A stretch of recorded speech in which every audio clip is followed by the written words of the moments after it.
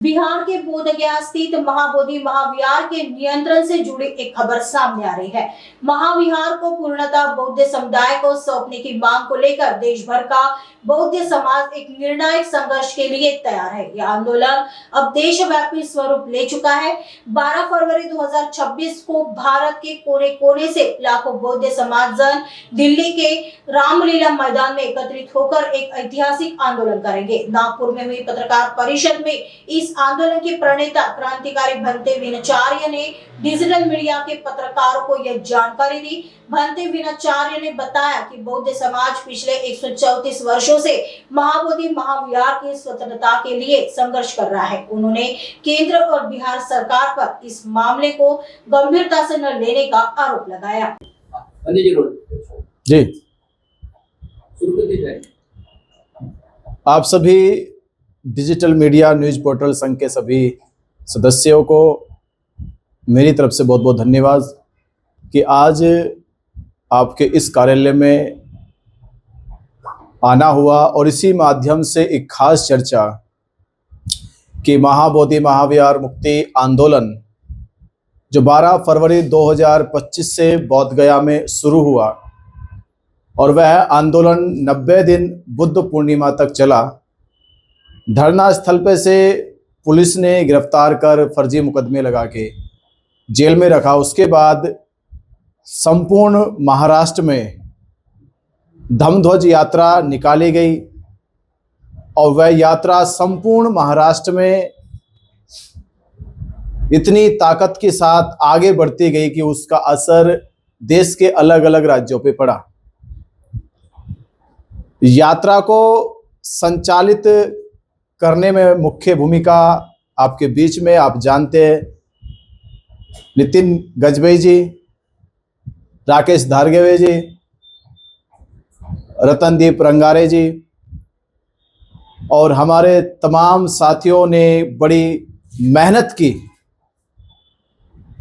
जिस तरह से उन्होंने पूरे महाराष्ट्र में हर एक जिले में जाकर टीम को गठित किया और धम्मध्वज यात्रा का बहुत ही भव्य स्वागत संचालन सभाएं कराई, जिसके माध्यम से पूरे देश में आज की तारीख में महाबोधि महाविहार मुक्ति आंदोलन की आवाज पूरे देश में गूंजने लगी है। यात्रा का पड़ाव केवल महाराष्ट्र में नहीं रुका बल्कि कर्नाटक तक, छत्तीसगढ़, मध्य प्रदेश और अब गुजरात, राजस्थान, उत्तर प्रदेश में भी होने जा रहा है।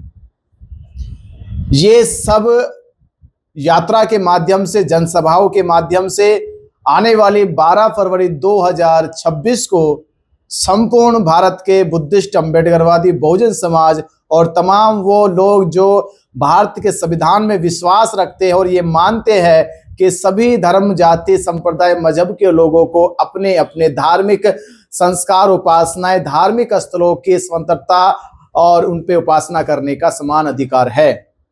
तो ऐसे सभी लोगों से अपील है कि वो 12 फरवरी को दिल्ली पहुंचकर बौद्धों के साथ हो रहे अन्याय के खिलाफ उनके साथ लड़ाई लड़े और महाबोधि महाविहार मुक्त कराकर बीटी एक्ट रद्द कराकर बुद्धिस्टों को न्याय दिलाए। उसी के संबंध में आज ये आपके मीडिया के माध्यम से बात रखी जा रही है कि ये आंदोलन महाबोधि महाविहार जिसकी लड़ाई 134 साल से लड़ी जा रही है, ये लड़ाई क्यों लड़ी जा रही है?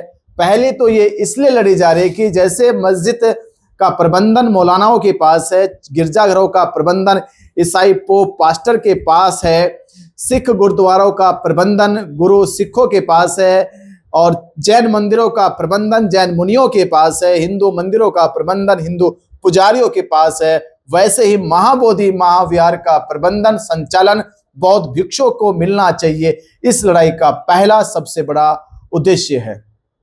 इसी के साथ साथ बीटी एक्ट रद्द कराना और एक नई एक्ट बनाकर महाबोधि महाविहार बौद्धों को सौंपा जाए।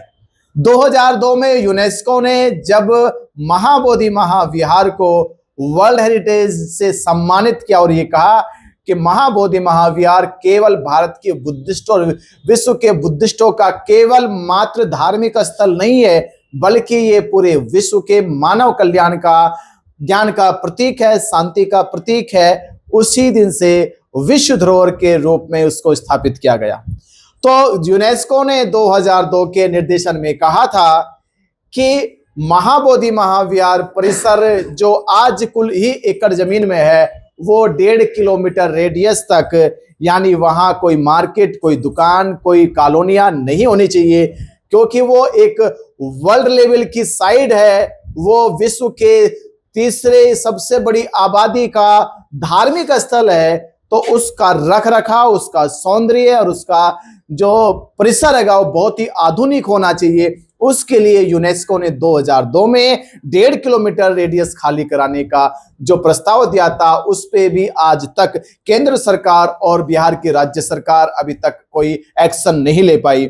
तो ये हमारी मांग है कि महाबोधि महाविहार मुक्ति के साथ साथ महाबोधि महाविहार के परिसर का जो दायरा है वो 1.5 किलोमीटर तक खाली कराकर उसका आधुनिकीकरण किया जाए। उसी के साथ साथ एक और मांग थी कि 1606 ईस्वी में जब पहली बार महाबोधि महाविहार का केयरटेकर के तौर पे कुछ महंतों को वहां बर्मा और म्यांमार के लोगों द्वारा रखा गया, तो उस समय के इतिहास में 15,000 एकड़ जमीन करीब करीब महाबोधि महाविहार की थी। उस जमीन का स्थानांतरण कर मठ के नाम जमीन का अवैध कब्जा कर उसे प्लॉटिंग के नाम पे अलग अलग कॉर्पोरेटर को बेचा गया, अलग अलग बिल्डर्स को बेची गई, अलग अलग कॉलोनियां बनाई गई।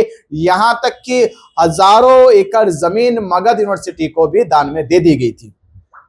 ये उसी का हिस्सा पर जमीन दान दे दी गई, पर उस दान का नाम मठ के नाम चढ़ा गया, जबकि जमीन महाबोधि महाविहार की थी।